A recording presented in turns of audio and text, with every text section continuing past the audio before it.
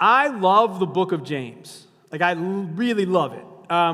It's challenging. It's super hard, and it speaks of struggle, and it has a strong sense of deeds being a measure rather than just words. Luke Timothy Johnson says, when read on its own terms, James is a powerful witness to both the diversity in early Christianity and the moral imperative of Christian identity of every age. It's also super ironic that we chose to read James on Reformation Sunday, because you may or may not know this, but so I said earlier that Martin Luther tacked the 95 Theses on the door at Wittenberg, so a little over 500 years ago. So Martin Luther personally did not believe that James belonged in the Bible. He did not believe that this book belonged in the Bible. And one of the reasons is especially in chapter 2, which is one of my favorite parts. But anyway, it says, you see that a person is justified by works and not by faith alone. Now, I can see those of you who grew up hearing grace alone are getting a little nervous. Luther, also nervous. He thought that this specific verse in James contradicted Paul's teaching on righteousness through faith, grace by faith. And for a long time, most scholars followed Luther. But more recently, scholars believe that James and Paul do not actually contradict one another because they're not addressing the same point. Shockingly, if you're not talking about the same thing, you can't contradict one another. James, in a nutshell, is this: actions speak louder than words. So our little piece of the first chapter of James this evening talks about joy every time we're tested, every hardship. Luke Timothy Johnson again says, this is faith and how it reaches perfection, despite a variety of testings presented by the world that is actively hostile to God. It reaches its perfection through deeds of faith like those of Abraham and Rahab, through endurance of faith like Job's, and through the prayer of faith like Elijah. This opening exhortation of James contains in a compressed form each of these expressions: faith's perfect work, endurance, and prayer. Here's another little thing I want to make sure is clear. James is not speaking about the virtue of an individual, but the community's faith. The author asserts that the human existence is not located in a closed system of competition, but in an open system ordered by God who gives gifts to humanity. This book, this passage is challenging. And we embrace these challenges not out of some sort of self-flagellation or some idea that we deserve to be put down or stepped on or to go through hard things, but because we know that there is not one of us that gets through this life without some struggle. This idea, this book, this message challenge, as Johnson says, a long for a faith that is secure from trial and test. A life that is floating by with no trouble. This passage tells us that our faith only matures by what it endures, which is hard because we want it to be easier. We want it to be better. We want to be able to come to church, to come to the woods, to come somewhere, and everything is wiped away and all our trouble is gone. And I don't know if that's true or possible. But what I do know is that when we carry each other, when we share our burdens, the burdens become lighter. So as I was preparing for this sermon, I was reminded of a interview that I heard a few years ago from Anderson Cooper and Stephen Colbert. It's for Anderson Cooper 360. And they are talking a little bit about some experiences that they have had in their lives and some of the things that they had to endure. And we're going to try to watch that here. It's one of the things I have been touched by and sort of healed by the last 2 months is just people having real conversations with me about loss and grief and their pain. And I find it, I'm a WASP, we're taught to sort of push all our emotions deep down inside and pretend everything's great. But it's nice to actually kind of relate to somebody on that and talk about something other than this mishigas. Well, I think when you meet someone who's had a loss, you have two options. One is to say, I'm sorry for your loss, right, which is a perfectly lovely thing to do. But if you can share your experience, then they're not alone. Well, it's always interesting to me how when I bring it up, meeting somebody for the first time, and they say, "Oh, I'm sorry to bring it up," and as if what they don't realize is the person I'm died. Thinking about it all Constantly. the time. I mean, Exactly. it is, as you said, Exactly. it is, it's one of my arms. I mean, it is an extension of who I am. Quite possibly for the rest of your life. Oh, without a doubt. Yeah. It's been 31 years since my brother died, and more since my dad, and there's not a day that goes by I don't think about To the point sometimes where I go like, why is nobody asking me about this? Honest to God, like my brother's died 45 years ago, and sometimes I go like, how come nobody's asking me about Paul? But how would they know to ask? They don't know I'm thinking about him. Right. And they would be uncomfortable to ask. I actually, this is going to sound weird, but for a long time, and probably still to this day, wish that I had a scar. I wish I had like a scar. Harry Potter. Yeah, no, like more like a Bond villain, like running down my face. That's unavoidable for people to see because it would just be a silent signal to everybody I meet that I'm not the person I was meant to be, or I'm not the person that I started out being. But you're entirely the person you were meant to be.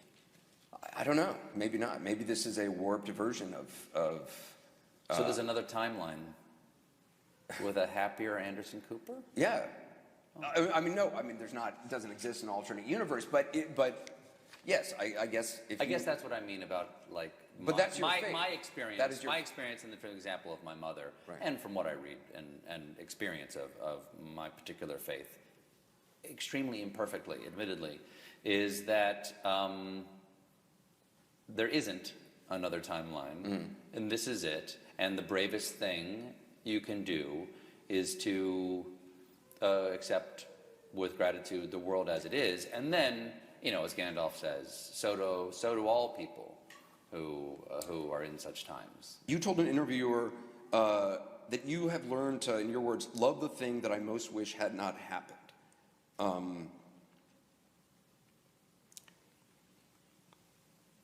I remember. You went on to say, what punishments of God are not gifts? Do you really believe that? Yes. It's a gift to exist. It's a gift to exist. And with existence comes suffering. There's no escaping that. And I guess I'm either a Catholic or a Buddhist when I say those things, because I've heard those from both traditions. But I didn't learn it that I was grateful for the thing I most wish hadn't happened, is that I realized it. Mm-hmm. Is that, and it's an oddly guilty feeling. It doesn't mean you are happy. I don't want it to have happened. I want it to not have happened. Right. But if you are grateful for your life, which I think is a positive thing to do, not everybody is, right, and I'm not always, but it's the most positive thing to do, then you have to be grateful for all of it. You can't pick and choose what you're grateful for. And then, so what do you get from loss? You get awareness of other people's loss. Well, that's true. Empathy. Which allows you to connect with that other person, right, which allows you to love more deeply and to understand what it's like to be a human being, if it's true that all humans suffer. Right. And so At a young age, I suffered something so that by the time I was in serious relationships in my life, with friends or with my wife or with my children, is that I have some understanding that everybody is suffering. And however imperfectly, acknowledge their suffering and to connect with them and to love them in a deep way that not only accepts that all of us suffer, but also then makes you grateful for the fact that you have suffered so that you can know that about other people. And that's what I mean. It's about the fullness of your humanity. Mm-hmm. What's the point of being here and being human if you can't be the most human you can be? I'm not saying best, because you're going to be a bad person and a most human. I want to be the most human I can be. And that involves acknowledging and ultimately being grateful for the things that I wish didn't happen, because they gave me a gift. Well, one of the things my mom would often say is that she said, I never ask why me. Like, why did this happen to me? She would always say, why not me? Why would me be exempt from what has befallen everybody, countless others over the centuries? And I think that's another thing that has helped me think, yeah, of course, why not me? This is part of being alive. I mean, this is the suffering is the sadness, suffering. These are all you can't have happiness without having loss and suffering.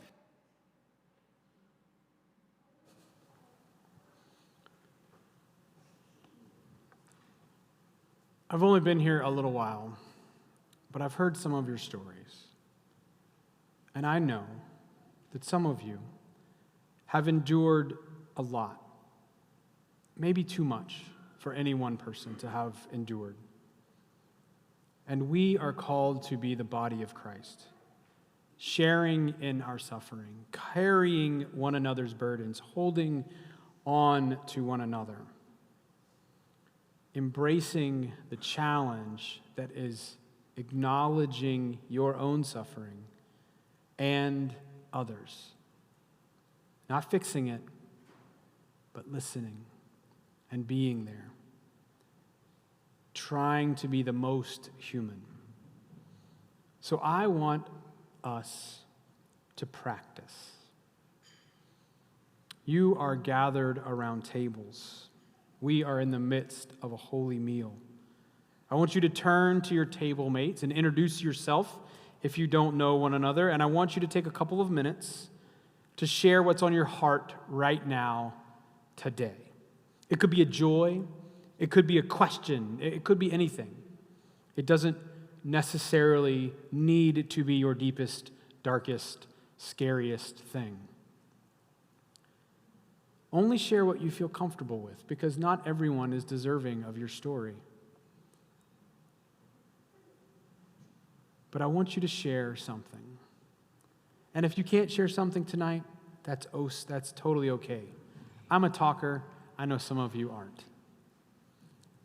So you are under no obligation to tell anybody anything or anyone everything. So I want you to take a few minutes and share with one another what's on your heart today. And I'll bring us back with prayer in a few minutes.